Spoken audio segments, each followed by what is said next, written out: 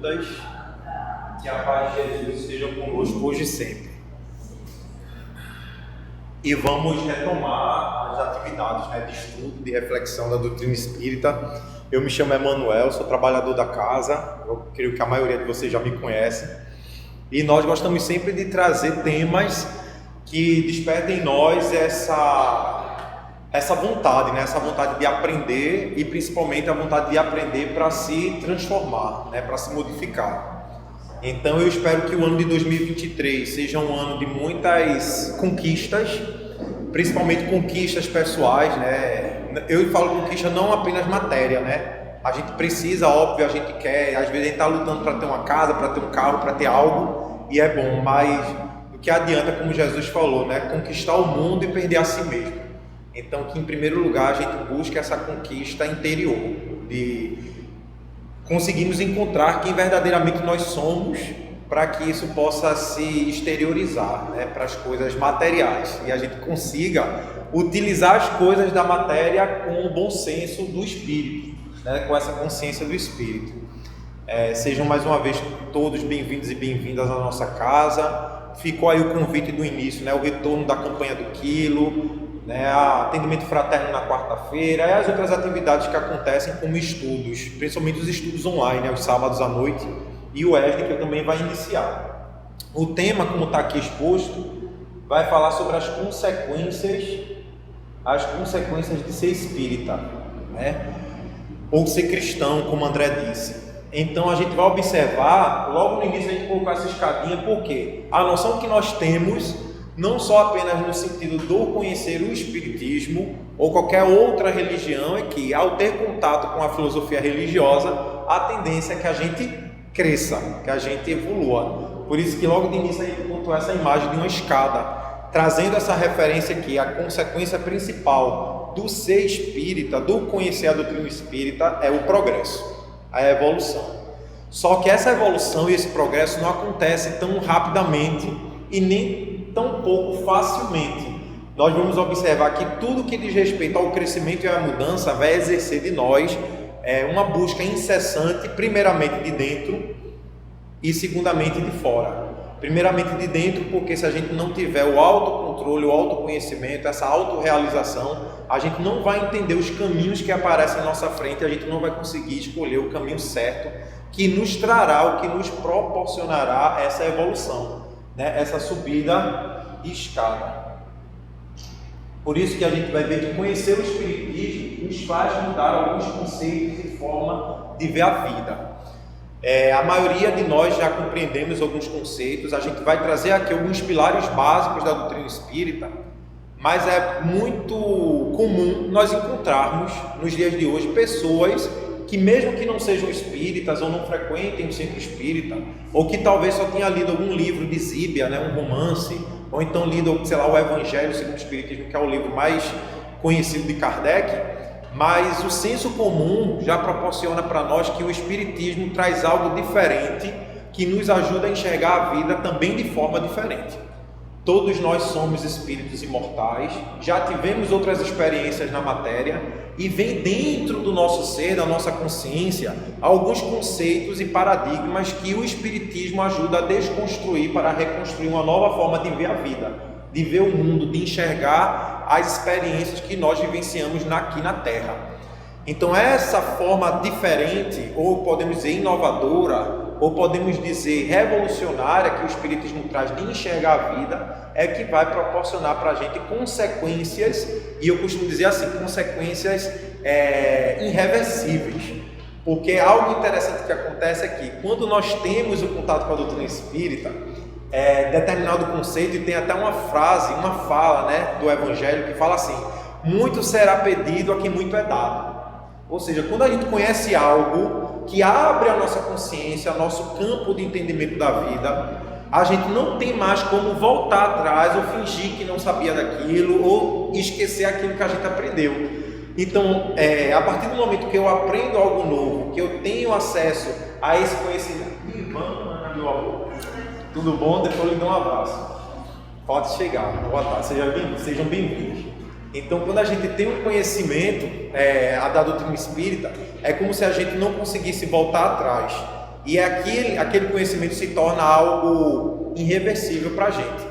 Então, tudo que a doutrina espírita ensina, o Evangelho de Jesus ensina, e a gente consegue criar raízes naquele ensinamento, a vida da gente começa a se modificar e começa a se transformar de forma natural. E a gente vai ver que essa questão da forma natural é importante.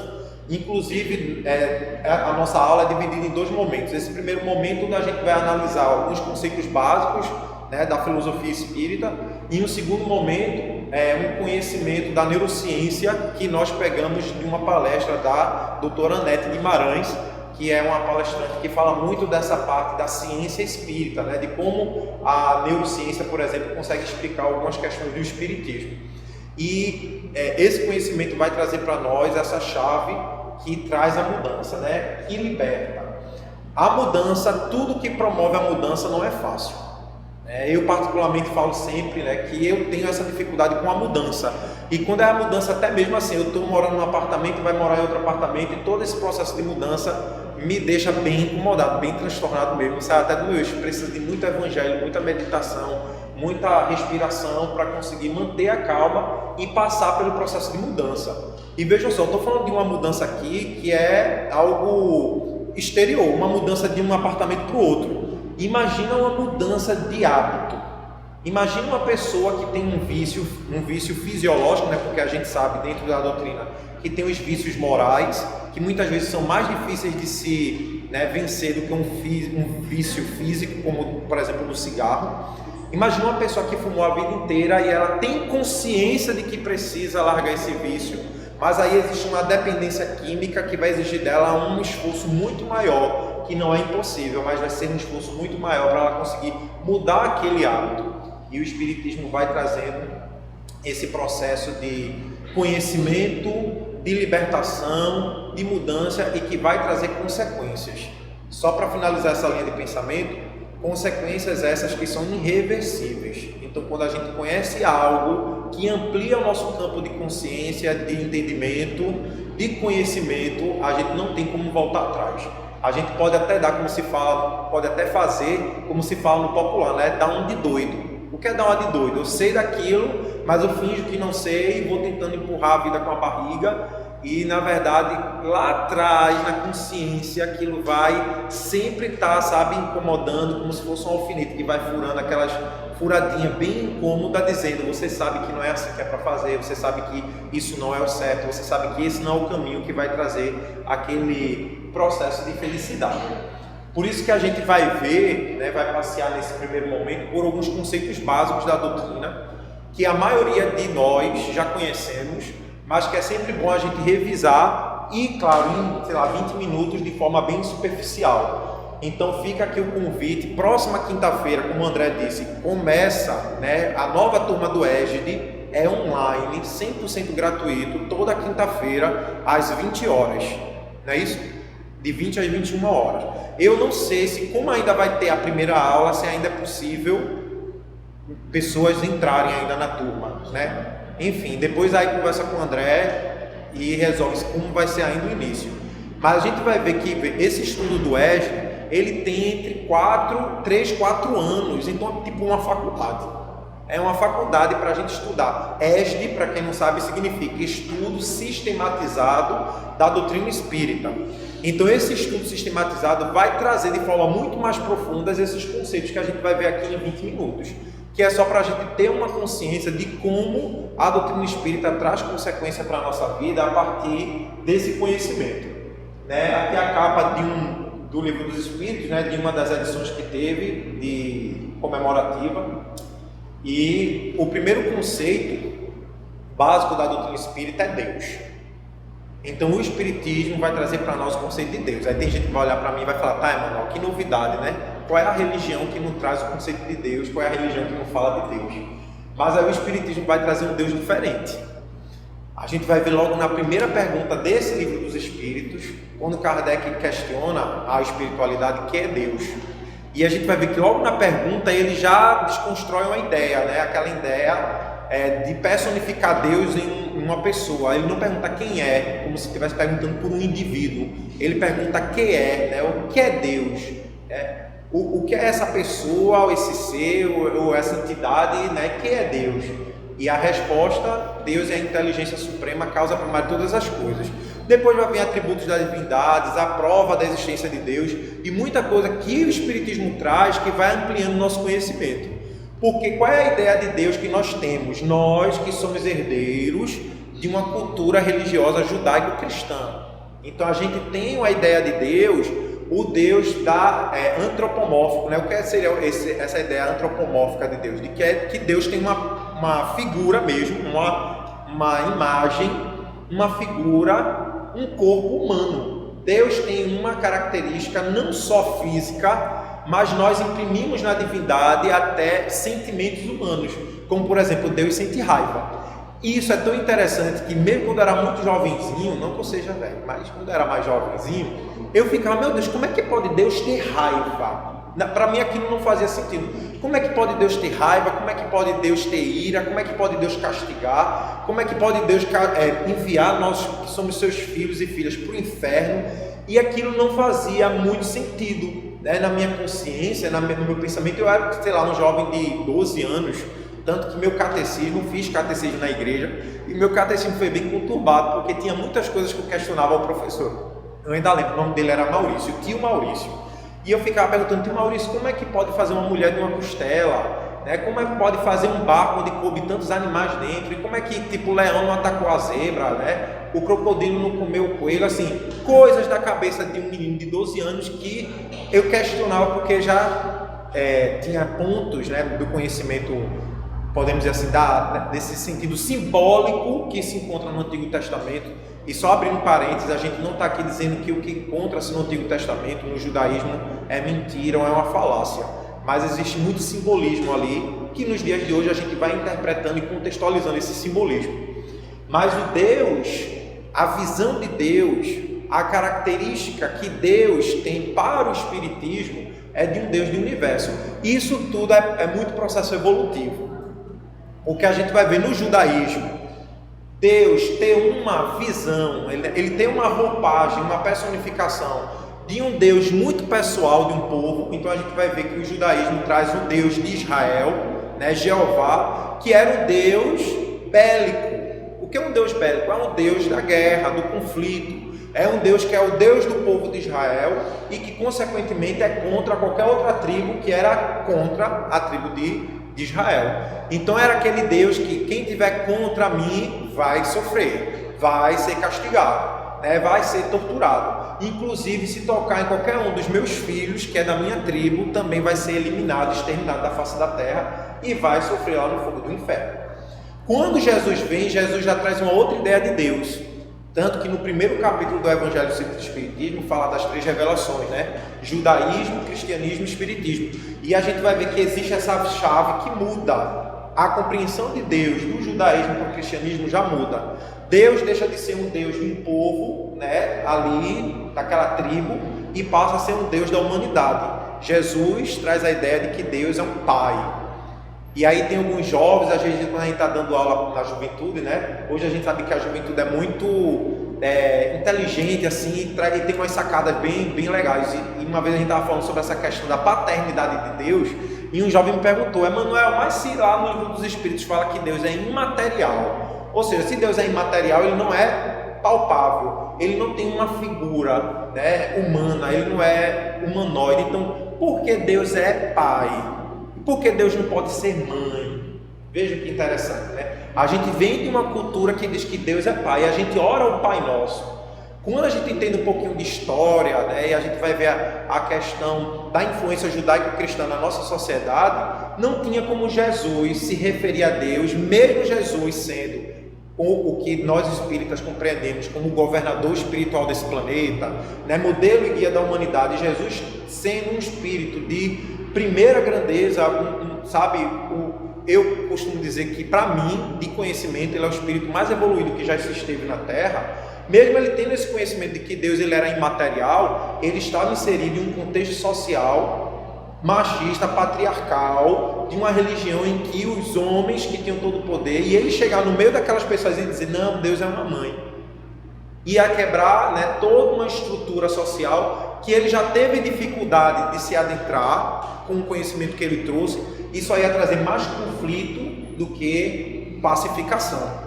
Por isso que Jesus ele vai trazer a ideia de Deus como Pai, porque ele estava inserido em uma sociedade que compreendia Deus como Pai, né, nesse sentido. Tanto que com o advento do Espiritismo, Deus vai ganhar uma roupagem diferente. Ele nem é mais um Deus de um povo, né, o povo de Israel. Ele não é mais um Deus só da humanidade aqui terrena, ele é um Deus que é a inteligência suprema do universo. O Espiritismo já amplia esse sentido de Deus como um universo.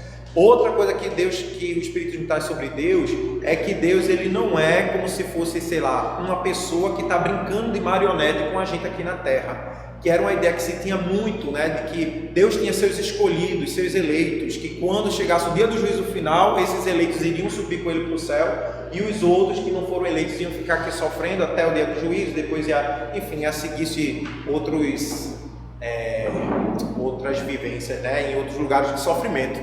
Mas aí a gente vai compreender que Deus ele deu algo para nós que é muito precioso e que infelizmente muitas pessoas, e eu posso até falar por mim, ainda não têm a consciência da preciosidade desse dom que Deus nos ofereceu, que se chama livre-arbítrio.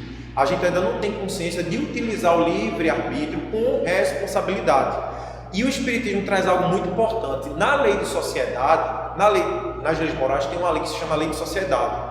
Então a gente compreende que o nosso livre-arbítrio ele traz uma consequência não apenas individual, ou seja, aquilo que eu planto eu colho, como também coletivo. Então muitas das nossas escolhas também têm um impacto na vida das pessoas que convivem conosco. Então quando eu falo algo com alguém, eu não só impacto ela, como toda uma coletividade que está ligada a ela. Sabe como é que a gente pode compreender isso?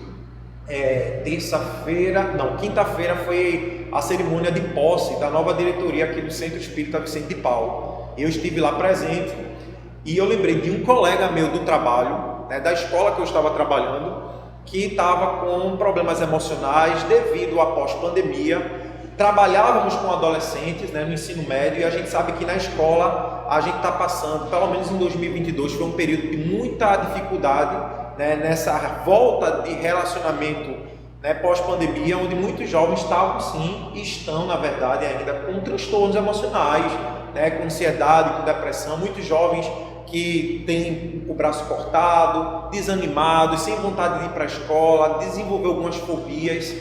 E a gente que está ali trabalhando, né, com esses jovens, a gente precisa também de cuidar da nossa saúde mental, da nossa saúde emocional, porque a gente lidar com essas emoções todos os dias. E um desses nossos colegas estava adentrando nessa sintonia, a sintonia do desânimo, da tristeza, da impaciência, e teve um momento que teve uma briga lá de dois jovens, né, uma briga mesmo, um conflito físico, e aí esse nosso colega foi ali apaziguar as emoções, e quando ele estava vindo andando, ele me viu no corredor e me deu um abraço, começou a chorar e falou: Emanuel, me ajuda que eu vou enlouquecer aqui nessa escola. Né? É aquele turbilhão de emoções que envolve tudo aquilo, e quem trabalha com a educação sabe que não é fácil, desde a educação infantil até o ensino médio, né? O Enem, pré-Enem, a gente sabe que não é um desafio constante. E aí eu recomendei ele a procurar um centro espírita, e ele mora aqui perto desse Vicente de Paulo, né, do centro. Foi lá, foi muito bem atendido, ele até passou relatou para mim, né, deu um feedback, eu dei um feedback para o pessoal lá do Vicente, e veja que interessante, ele chegou na casa espírita, foi bem recebido, foi bem acolhido, fez o atendimento fraterno, está no tratamento, e aquilo ali trouxe um benefício para ele. Mas a partir do momento que ele retorna para o ambiente de trabalho, e ele consegue, com tudo que ele aprende no centro espírita, melhorar-se e ajudar os jovens que convivem com ele no ambiente de trabalho, é por tabela. Então ele recebeu a ajuda do centro espírita, e por estar bem, ele consegue passar esse bem-estar para as pessoas que trabalham com ele. Então a gente vai ter essa ideia de Deus muito coletiva. A gente tem uma expressão de Deus de bondade, de amor, de fraternidade, de misericórdia. Esse Deus que é imaterial, esse Deus que não condena, mas que nos dá o livre-arbítrio com responsabilidade. Emanuel, e como é que vai, assim, como é que eu vou ter essa responsabilidade, essa consciência de responsabilidade? são as vivências no mundo material, que proporciona para a gente os aprendizados constantes que nos faz evoluir. Ou seja, a gente tem uma ideia do que é Deus na concepção espírita e isso tem uma consequência para a nossa vida que nos faz crescer e evoluir. Um outro conceito que a doutrina espírita traz é a imortalidade da alma. Esse conceito muda diversos paradigmas. Lembra como a gente falou no início? Que o espiritismo ele vem como um processo renovador do ser. Nós estamos acostumados, ou somos levados a lidar com vivências, na sociedade que traz muita coisa estruturalizada. E o espiritismo vem desconstruir alguns conceitos. Essa mudança causa incômodo na gente, como a gente estava falando no início. Não é fácil a mudança, traz esse incômodo. E a visão da imortalidade da alma traz para a gente um conceito muito importante. O conceito de que nada, enquanto, sentido espiritual, imortalista, nada tem um fim. Tudo tem uma continuidade. Então é como se fosse assim. É como se eu tivesse a noção de que tudo que eu faço, tudo que eu falo e tudo que eu penso tem uma consequência para o futuro. E esse futuro pode ser essa existência ou pode ser numa próxima existência, que é um outro conceito que vai vir daqui a pouco, que é a reencarnação. Porque às vezes a gente fala assim, então quer dizer que se eu jogar um lixo na rua, eu estou aí poluindo o meio ambiente e vai ter uma consequência para o futuro, massa, vai ter sim uma consequência para o futuro. Mas daqui que esse lixo venha estragar, ou então venha trazer uma consequência muito ruim para o meio ambiente, eu já vou estar morto mesmo, já vou ter desencarnado. E aí esse outro conceito que vem mais à frente que o Espiritismo traz, que é a reencarnação, é que é a chave que vira a responsabilidade de escolha desse livre-arbítrio, que a gente falou agorinha nessa, que é esse dom que Deus oferece para a gente. Porque se eu acredito na imortalidade da alma e eu, enquanto espírito, acredito que eu vou voltar ao ciclo da matéria, nessa ferramenta da reencarnação, eu tenho consciência profunda de que todos os meus atos, palavras e pensamentos vão ter uma repercussão no futuro, não apenas para a coletividade a qual estou inserida, mas também para o meu eu, podemos dizer assim, esse eu individual. O Espiritismo, tudo que o Espiritismo ensina sempre vai ter esses dois pontos de vista, tá, gente? Esse processo de como eu interajo com esse conhecimento e de que forma eu vou conseguir assimilá-lo e pôr em prática para comigo mesmo e aquilo que está vinculado a mim, aquelas pessoas que estão vinculadas a mim.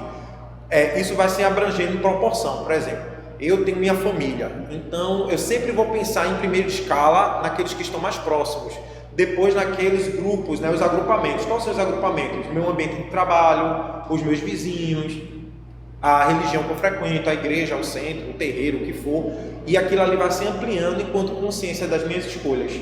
A imortalidade da alma vai trazer para a gente essa consequência. No livro de Joana de Ângeles, que é o Homem Integral, ela vai falar que para o espírito, veja que interessante, para o espírito não existe passado nem futuro, existe sempre um presente. Agora esse presente, ele vai ser dividido por etapas. Ora eu estou na matéria, como encarnado, ou numa linguagem mais popular, vivo, e ora eu estou no mundo espiritual, ou seja, desencarnado, ou numa linguagem mais popular, morto para o mundo daqui, na Terra. Só que o fato de eu estar ou encarnado ou desencarnado, vivendo essas etapas da experiência do espírito, a vida espiritual ela é única.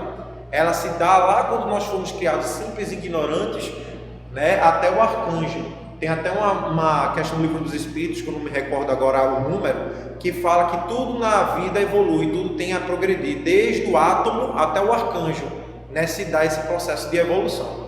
Então às vezes a gente até fala, não, na minha vida passada, eu não tive uma vida passada, eu tenho uma única vida, que é a vida do Espírito. Agora essa vida do Espírito, ela vai se dar em etapas, ora encarnado e ora desencarnado. E é essa imortalidade da alma, dividido por etapas, que vai construindo aquele conceito do mundo material de que existe um passado e de que existirá um futuro, mas espiritualmente falando, até num sentido mais filosófico, não existe passado e não existe futuro, existe sempre presente. Por isso que até a psicologia, e eu falo assim, a psicologia mesmo, humana, podemos dizer assim, não a psicologia espiritual de Joana, mas o que a gente estuda, né, enquanto psicologia, enquanto saúde mental, o que Freud trouxe, o que Jung trouxe, a gente tem realmente que viver o momento presente. Estar aqui presente é a única realidade que nós podemos modificar. Agora, o conceito de imortalidade da alma traz para a gente a responsabilidade da escolha do presente de forma mais justa, né, de forma mais firme. Eu vou ter uma importância, eu vou dar uma importância maior para o presente, ao que eu estou vivendo hoje, porque eu sei que isso vai ter uma consequência no futuro. E aí Joana, ela finaliza esse pensamento dizendo o seguinte, que tudo que a gente vive hoje é consequência das nossas escolhas do passado, e tudo que nós iremos experimentar no futuro, nós já estamos construindo no hoje, né, nesse presente. A mediunidade é um conceito, né, também importante da doutrina espírita, porque a gente acredita em Deus, né, como essa inteligência que cria, que sustenta, que organiza tudo que existe no universo, essa trindade universal que a própria doutrina fala, né, Deus, Espírito e Matéria, e a gente vai ver que essa imortalidade da alma que nós perpetuamos, né, de existência a existência, ela não se rompe os vínculos justamente através da mediunidade. Não é aquela mediunidade apenas do fenômeno, porque quando a gente fala em mediunidade, muitas vezes, se for espírita, porque a gente sabe que existe mediunidade na igreja católica, existe mediunidade na igreja evangélica, existe mediunidade nos terreiros de matriz africana, em todo lugar existe mediunidade. Mas quando a gente fala em mediunidade na doutrina espírita, a primeira visão que vem é essa aqui. Se a gente escrever lá no YouTube, botar para procurar no Google, no YouTube não, no Google, imagens, mediunidade, segundo o Espiritismo, vai aparecer um monte de imagem de Chico Xavier com a mãozinha assim, psicografando. Porque é esse conceito que se criou dentro da doutrina espírita, muito ligado ao fenômeno. Então, às vezes, tem gente que vem para o centro, eu já convidei pessoas, vamos lá no Regeneração, para a gente ver uma palestra, tomar um passe, né, conversar um pouco no atendimento fraterno.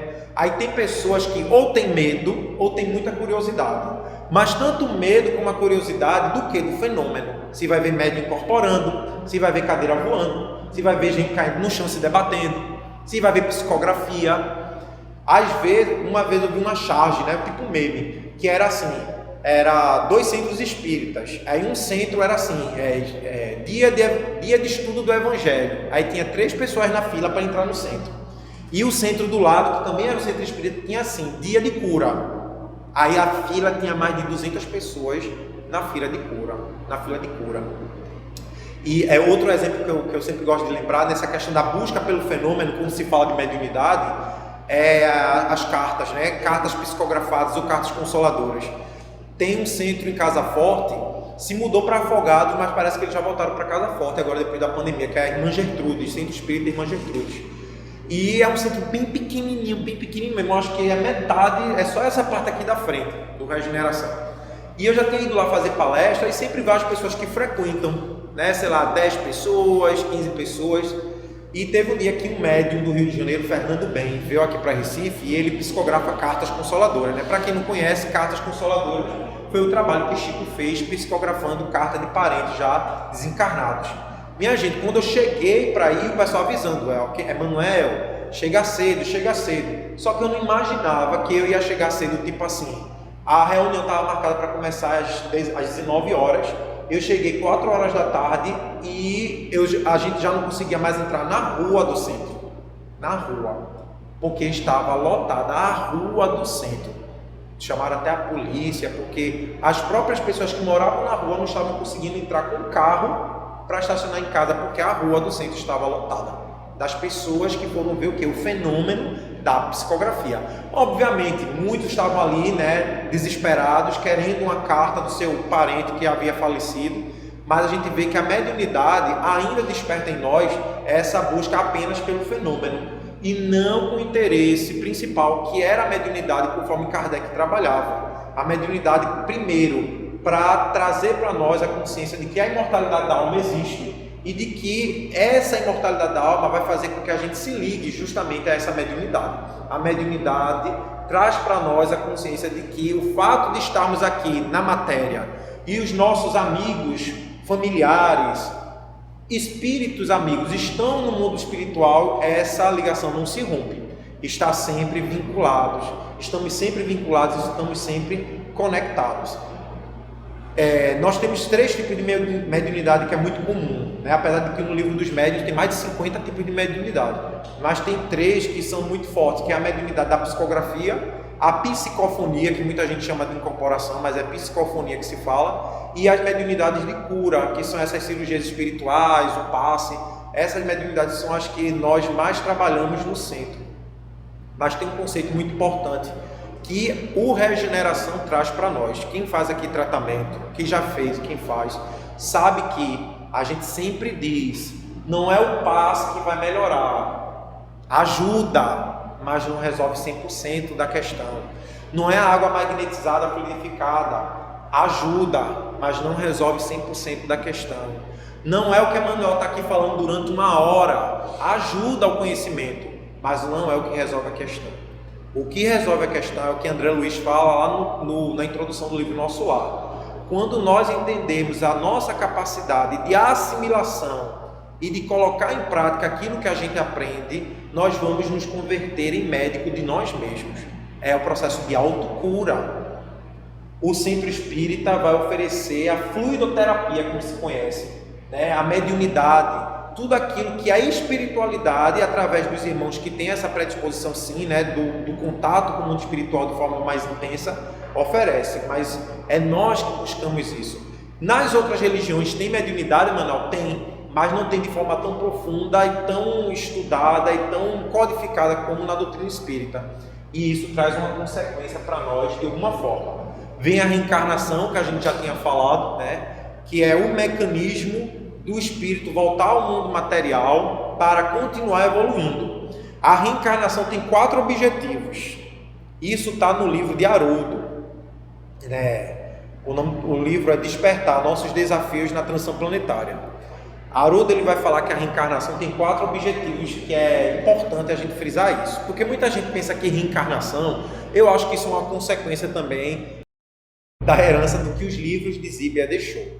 O livro de Zíbia são muito bons, nunca li, mas são muito bons porque eles trazem para nós essa ideia, assim, por exemplo, da lei de causa e efeito, né? De que algo que a gente faz impacta a vida do próximo e a nossa vida e que numa existência futura a gente vai precisar remediar esse processo.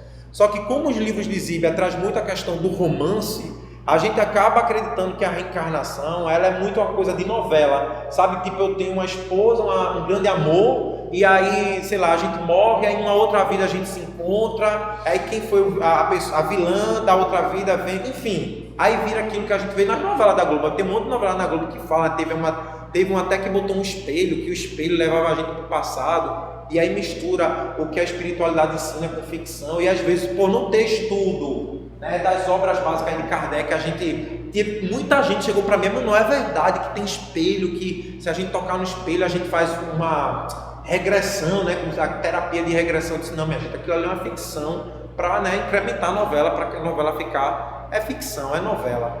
E aí a gente vai ver que a reencarnação não é meramente isso, né, essa questão romanceada. A reencarnação é uma ferramenta que Deus oferece a nós para o nosso processo de evolução. É a consequência da reencarnação. Agora, tem 4 pontos muito importantes, né? O primeiro ponto que Haroldo traz para nós é o seguinte: a reencarnação proporciona o acúmulo de conhecimento e assim a gente consegue desenvolver enquanto ciência.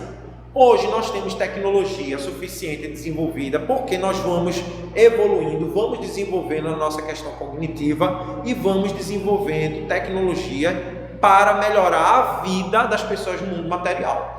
Já imaginaram se até hoje não existisse geladeira, se não existisse avião, se não existisse ar-condicionado, se não existisse celular, se a gente vivesse igual? Imagina só, a gente desencarnar hoje, não vou falar desencarnar não, que é uma coisa tão assim, ninguém quer morrer, né? Vamos falar em dormir. Imagina você dormir hoje, dormiu e acordou num mundo primitivo, na época das cavernas.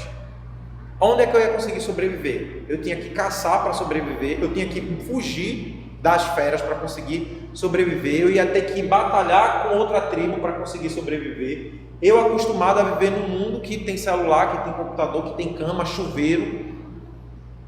Ou seja, a tecnologia, a ciência se desenvolve para trazer conforto e bem-estar para a humanidade. E se desenvolve porque o espírito vai evoluindo nas suas sucessivas existências em reencarnação. Então a reencarnação ela tem o objetivo de evoluir também as ciências, a tecnologia, que somos nós que trazemos essa tecnologia para a Terra, nós enquanto espírito, né? Um segundo ponto de uma consequência de compreender a reencarnação é o que? A oportunidade de reparar os erros cometidos no passado. A reencarnação é essa oportunidade, gente. E agora vem algo que é muito... esse terceiro ponto mexe muito, tem a ver com esse reparar os erros do passado, né, essa oportunidade, mas muitas vezes esses erros, por terem sido cometidos, houve o quê? Uma relação interpessoal ou uma relação com outras pessoas. Então a reencarnação também tem como terceiro ponto a oportunidade de se reconciliar com os desafetos do passado. E é essa parte que é a parte mais difícil.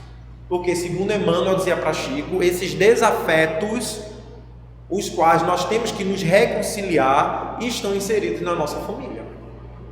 É a nossa mãe, é nosso pai, é nossa esposa, nosso marido, nossos filhos, nossa sogra. Para muita gente sempre é a sogra. Eu acho que a sogra foi a grande, perseguidora do passado. Depende, tem sogras que são maravilhosas, que se brincar são melhores do que as próprias mães.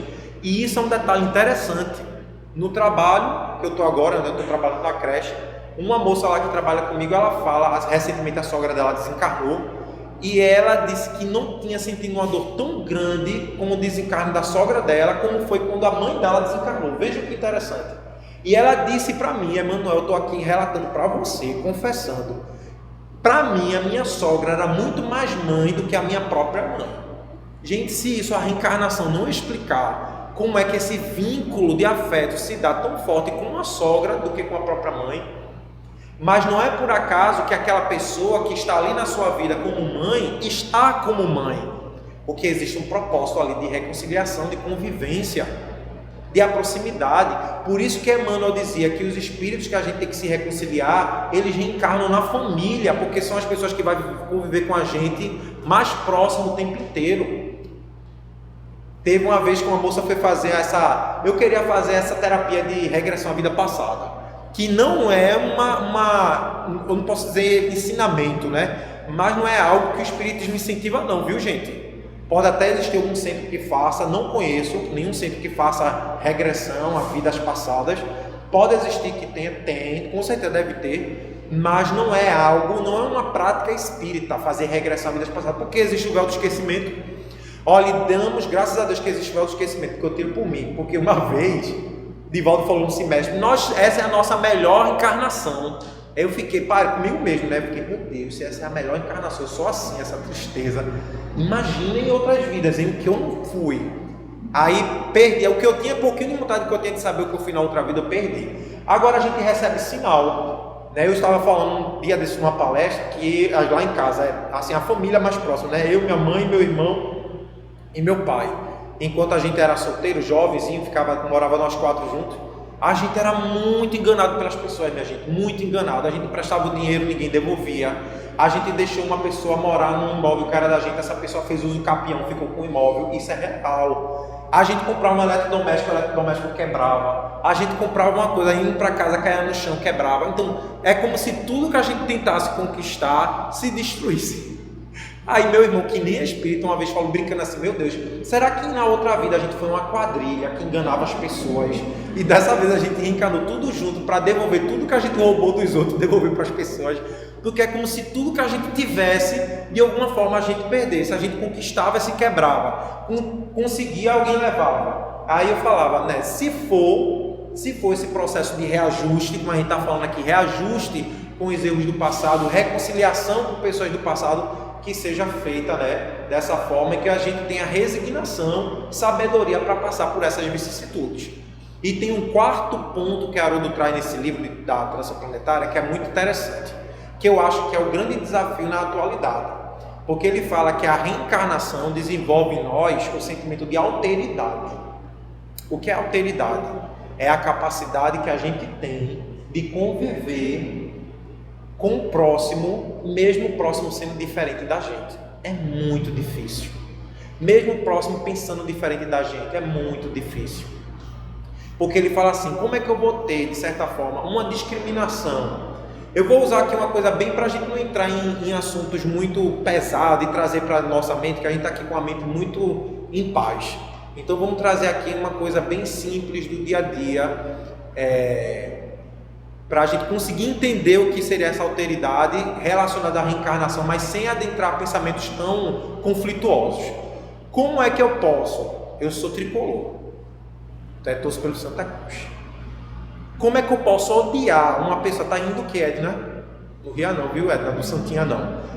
Como é que eu posso, por exemplo, odiar André, que é rubro-negro, que torce pelo esporte, se na minha próxima encarnação eu posso nascer numa família de rubro-negro e, consequentemente, ser levado a torcer pelo esporte? A ideia da alteridade relacionada à reencarnação é essa. Como é que eu posso ter preconceito, discriminação com alguém por alguma coisa que ela é, ou que ela escolheu, ou que ela faz, se na minha próxima encarnação eu posso passar pela mesma experiência que ela e sofrer uma discriminação igual ela está sofrendo? Por isso que a alteridade é essa capacidade de conviver com a diferença, pelo menos sabendo respeitar. Estou ali convivendo, está todo mundo aqui sentado, eu tenho certeza que todo mundo aqui torce para um time diferente, gosta de um prato de comida diferente, tem pensamentos filosóficos, ideológicos diferentes, mas nós não estamos aqui, pela graça de Deus, unidos e reunidos, querendo aprender qual é a consequência de ser espírita, gente. E é isso, isso tudo é o que Joana de Ângeles fala sobre um arquétipo. Quando a gente reencarna, o espírito assume alguns arquétipos, né? Assume uma persona, arquétipo não, uma persona. Então, quando essa persona se destrói com a morte do corpo, o espírito futuramente vai adquirir uma nova persona e vai dar continuidade à sua existência, né, enquanto espírito e o seu processo de evolução espiritual, né, que é o quinto conceito nessa breve reflexão do que o espiritismo proporciona para nós e qual a consequência do nosso crescimento enquanto ser, né? Não ser só material, mas o ser transcendental, o ser espiritual, o ser emocional, o ser social, tudo aquilo que compõe o ser integral, na sua integralidade, né? Na sua totalidade. É evolução espiritual. Esse é o principal objetivo do espírito na matéria, o principal. Tanto que Kardec pergunta, né, qual é o principal objetivo da gente estar aqui nesse planeta, né? É progredir. Progredir tanto moralmente, espiritualmente como intelectualmente e ajudar no progresso do próximo, no limite das nossas forças, tá lá, a espiritualidade fala, ajudar no progresso do próximo no limite das nossas forças. Aí eu me pergunto, um professor, uma pessoa que trabalha com educação, que faz seu planejamento da sua aula, vai para a escola, entra na sala de aula e consegue dar aula ali para aquela turma que tem lá, sei lá, 25 alunos. Aqueles 25 alunos vão crescer e vão espalhar aquele conhecimento. E, de certa forma, aquele trabalho vai ajudar aquelas pessoas. Um médico que entra numa sala de cirurgia e consegue salvar a vida de uma pessoa, ali ele está trazendo um benefício, um progresso para aquele outro. Um cientista que desenvolve a cura de uma doença, o motorista do ônibus que leva a gente todo dia para o trabalho, ou para casa, ou para qualquer outro compromisso. A pessoa que conseguiu criar um ar-condicionado e faz que a gente, nesse calor terrível de Recife, conseguir estar aqui, ó, tranquilo, nesse friozinho, no ar-condicionado, essas cadeiras, essa tecnologia do computador. Gente, evolução espiritual em coletividade é isso. É fazer com que a minha função no mundo traga também um benefício para o outro. E às vezes é um outro que a gente nem vai conhecer quem é. E assim a gente vai estar ali usufruindo. É aquela, sabe, troca, aquela interdependência. Tanto que a espiritualidade fala para Kardec assim, independentemente da profissão, aqui eu estou trazendo uma linguagem mais para o nosso dia a dia, né? Independentemente da profissão que você escolhe seguir, né, das coisas que nós escolhemos fazer, que toda essa escolha proporciona para o outro esse crescimento, sabe? Esse progresso, essa busca também da evolução e que traga uma consequência melhor para a vida de cada um. Eu sempre costumo dizer, lembra que falou no início, a gente falou, né? O Espiritismo trabalha com a questão individual, minha comigo mesmo, a minha busca, a minha evolução, meu autoconhecimento, mas que isso inevitavelmente traz uma consequência coletiva. Inevitavelmente. Na lei de sociedade fala que o espírito é um ser social, vive para viver em sociedade. nessa interdependência. Não tem como a gente evoluir sozinho. Não tem.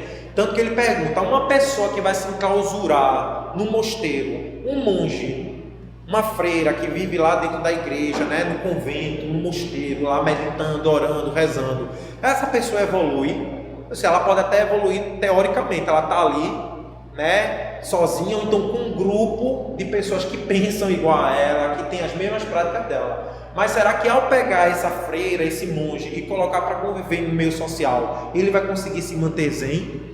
Esses dias eu ri tanto que eu estava no Instagram e eu vi um vídeo no dia que o Brasil perdeu para... Foi Croácia, gente? Foi para a Croácia, não foi no dia que o Brasil perdeu para a Croácia nos pênaltis. Aí teve um rapaz que bateu o primeiro pênalti, que era um rapaz bem jovem, bem inexperiente, né? E aí tem uma monja, que é bem conhecida, a monja Cohen. Aí a monja Cohen gravou um vídeo, meu Deus, irritada, estressada, botou no Instagram. Eu peguei, olhei assim e falei, menina, até a monja está estressada, né? Que é aquela figura de uma pessoa que geralmente está zen, está em meditação. Se ela vivesse só no mosteiro, provavelmente ela ia viver zen. A partir do momento que ela é tirada do mosteiro e vive em sociedade, ela vai ter o contato social que vai trazer para nós essa dificuldade de convivência, de relacionamento, né? De estar interagindo um com os outros. Para finalizar esses últimos 10 minutos, a gente vai trazer aqui algo que é bem interessante, que a Anete Guimarães falou, né, em uma das suas palestras. A Anete Guimarães, ela estuda neurociência, e eu não sou neurocientista, eu sou uma pessoa muito curiosa, eu gosto de ler sobre tudo, e aquilo ali que a gente vai aprendendo, eu vou trazendo numa linguagem mais simples, adequada à minha pequenez, né, ao meu pouco conhecimento sobre o assunto. Mas eu achei isso interessante no sentido de conhecer algo e tentar colocar em prática aquilo que a gente conhece. E aí ela vai falar em uma das suas palestras, quem tiver interesse só é colocar no YouTube, Anete Guimarães, e colocar as consequências de ser espírita. Aí tem a palestra completa, né, a aula completa, que é 1 hora mais ou menos, e tem um trecho da palestra que ela vai falar justamente sobre esses critérios de avaliação da realidade. E aí ela diz, na linguagem da neurociência, que o nosso cérebro ele trabalha com critérios de avaliação da realidade.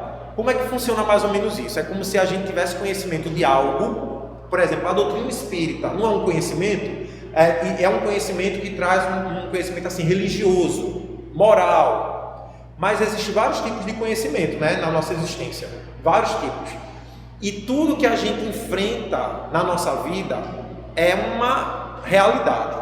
Tudo que nós vamos passar nessa existência são fatos reais, concretos, que nós enfrentamos. Ela diz que todo o conhecimento que nós adquirimos, o cérebro vai utilizar esse conhecimento para analisar e avaliar a realidade que a gente enfrenta. Eu vou dar um exemplo assim, sei lá, deixa eu ver um exemplo bem do dia a dia. Eu estou com uma doença, tá? Vamos usar um exemplo de uma doença. Eu estou com uma doença, fui diagnosticado com um câncer. Tenho uma doença do câncer. É um fato, é uma realidade, é uma experiência concreta que eu estou vivendo na matéria. Aí eu vou analisar esse fato concreto a partir da régua, medir esse fato a partir da régua do espiritismo, que é um conhecimento adquirido e que meu cérebro adquiriu e vai utilizar esse conhecimento espírita para avaliar essa realidade, esse fato do câncer, da doença. Ou pode ser qualquer outra experiência, tá, gente? Eu estou usando aqui a doença, mas pode ser um divórcio, pode ser um desemprego, pode ser qualquer coisa em que a gente esteja ali naquele momento vivenciando. E aí ela vai falar que esses critérios de avaliação da realidade é o critério cognitivo, o critério ético e o critério estético. O que seria isso? Seria que tudo que nós vivenciamos, o nosso cérebro ele vai fazer uma avaliação, uma varredura no critério cognitivo, ou seja, se aquilo é critério cognitivo, se aquilo ali é verdadeiro ou falso. Se for o critério ético, se aquilo ali é bom ou mal, e se for o critério estético, se aquilo é bonito ou feio. Vamos voltar aqui para a gente entender isso bem rápido e bem fácil. Eu estou com câncer, fui diagnosticado. O critério cognitivo vai analisar que aquele fato é verdadeiro ou falso. Como é que eu vou descobrir se aquilo que eu estou vivenciando é uma verdade ou se é uma mentira? O meu próprio cérebro vai conhecer. Eu vou fazer um exame, aquele exame vai sair, o resultado, e no resultado vai estar lá dizendo que eu estou com aquela determinada doença, ou então aquele momento ali do divórcio, que eu assinei o divórcio, foi concretizado, ou então meu filho desencarnou num acidente e ali eu estou vendo o corpinho dele desencarnado e meu cérebro, meu cognitivo corresponde que aquele fato é um fato verdadeiro. É essa análise do critério que esse critério cognitivo vai fazer. Analisar se aquilo que a gente está vivenciando é verdadeiro ou falso. O critério ético, se é bom ou mal. Lembra com o livro dos Espíritos, quando fala onde é que está gravada a lei de Deus? Na nossa consciência. A nossa consciência consegue analisar essa questão ética. Tem até uma frase que fala assim, e isso eu vou abrir uma caixinha para depois a gente entender. O que é errado sempre vai ser errado, mesmo que todo mundo esteja fazendo. E o que é certo sempre vai ser certo, mesmo que poucas pessoas estejam fazendo.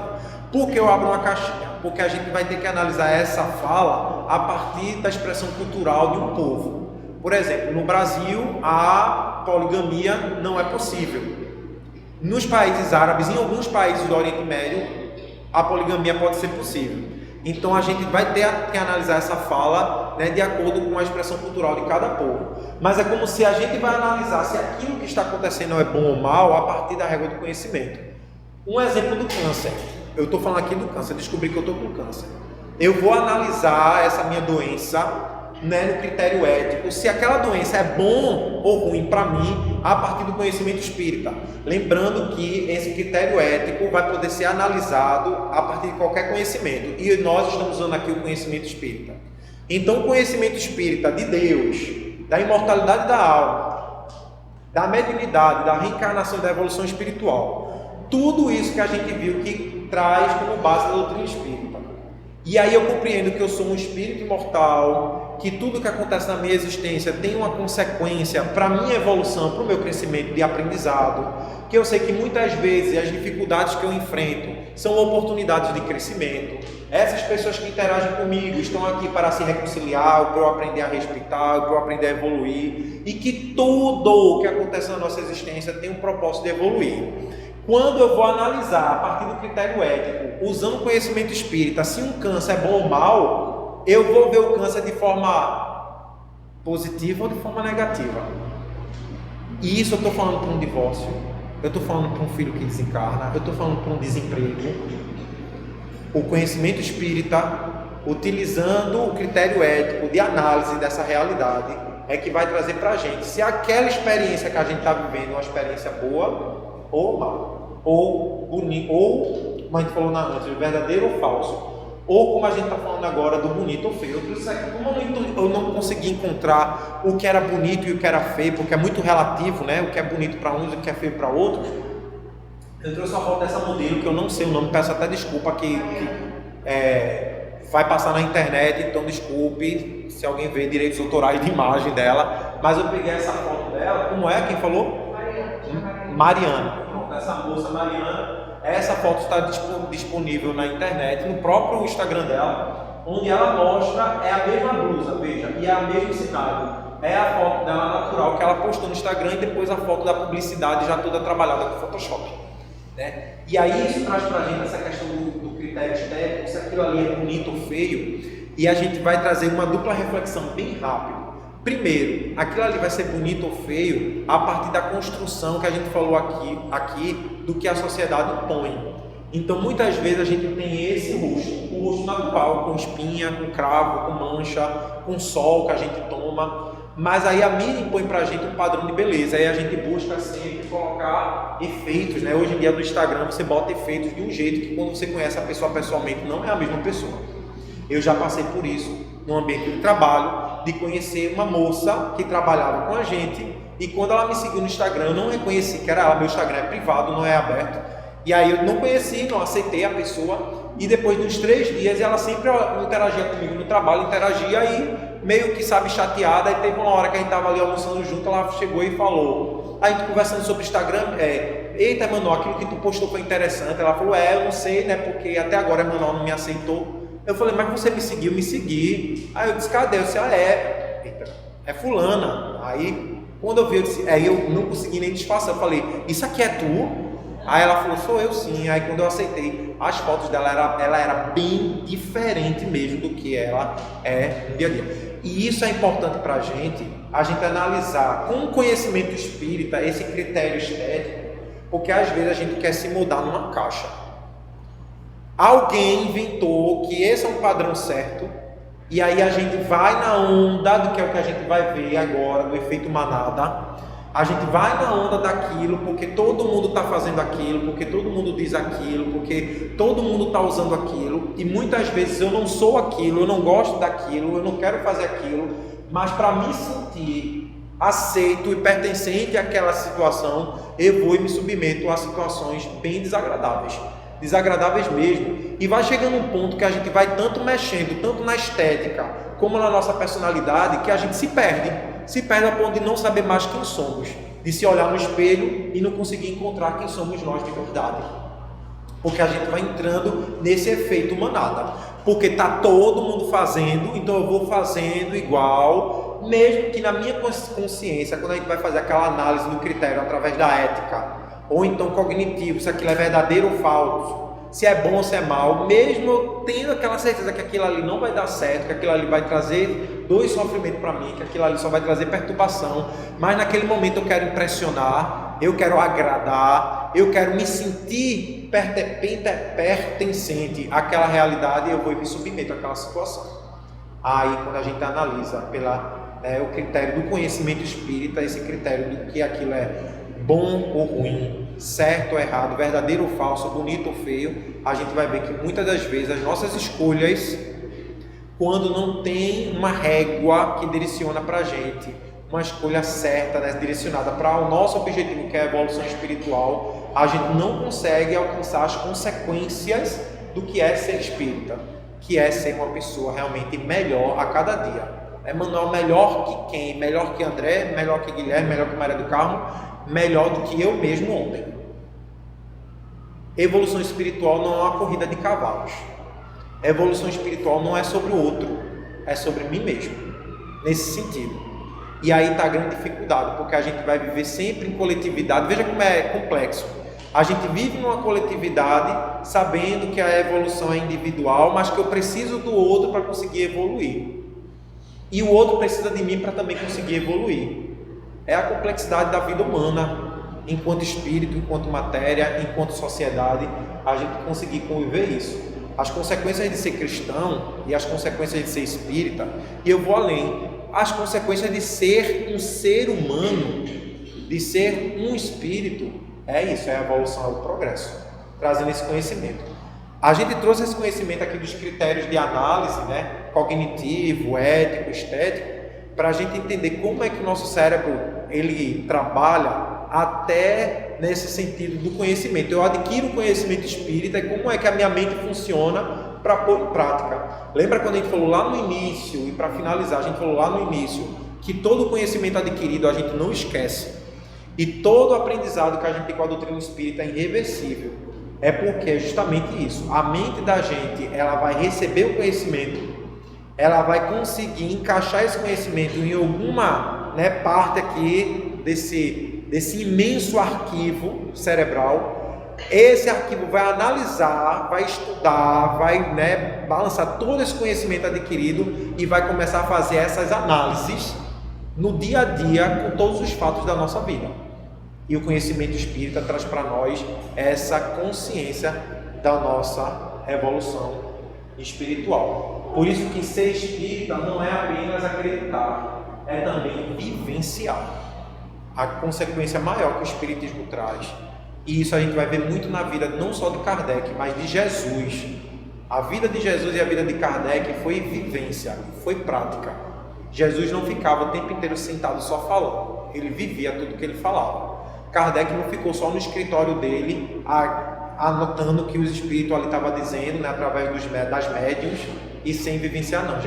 Kardec também viveu prática. Então ser espírita e ser cristão não é apenas acreditar, ou seja, teoria, é também vivenciar, é prática. Ontem eu coloquei até um link lá no grupo dos estudos das obras básicas, foi muito em cima da hora, uma palestra online do Centro Nosso Lar, que falava sobre a parábola do semeador. E a parábola do semeador, logo no início fala, né, que Jesus saiu de casa e foi ao encontro, né, a multidão para falar em parábolas.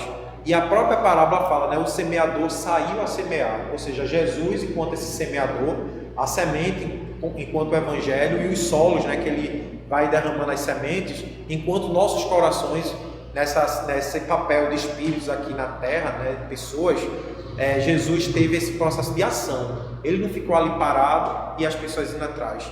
Ele teve esse movimento de ação, ele saiu a semear. Então, ser espírita e ser cristão é esse movimento de sair para vivenciar, tendo como análise, como ponto de referência o conhecimento espírita.